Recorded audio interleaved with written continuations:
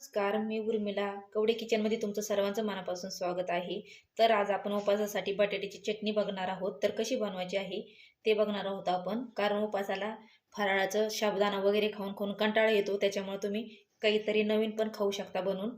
तर बघा, मी इथं 3 बटाटे उकडून घेतलेले आहे, पाणी टाकून उकडून घेतलेले आहे. 3 बटाटे आहे, इथं घेतलेले आहे 3 मिरच्या. तुम्ही तिखट तुमच्या आवडीने प्रमाणे करू शकता.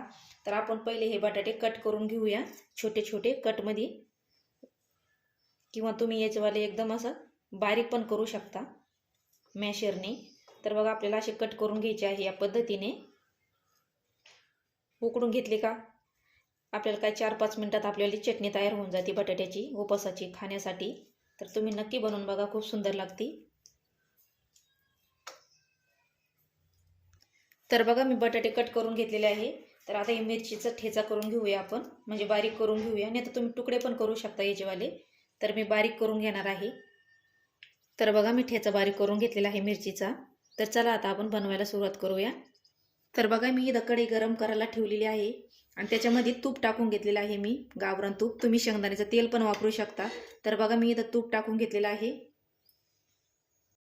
तर बघा, तूप गरम झालं की थोडीशी ही मिरची आपण बारीक केलेली आहे ही टाकून घ्यायची. आपल्याला थोडीशी परतून घ्यायची, त्याचा कच्चापणा असतो मिरचीचा तो निघून जातो. मग थोडीशी परतून घ्यायची आपल्याला, किंचित काहीतरी.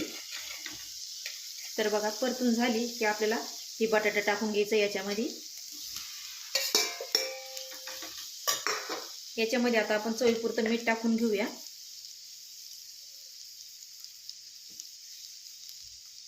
आणि याला आता मिक्स करून घेऊया. तर बघा, हे मी मिक्स करून घेतलेलं आहे. तर तुम्ही हे एकादशीला खाऊ शकता, सोमवारला पण खाऊ शकता, मंगळवारला, गुरुवारला. तुम्ही हे कोणत्या पण उपवासाला खाऊ शकता बटाट्याची चटणी अशी.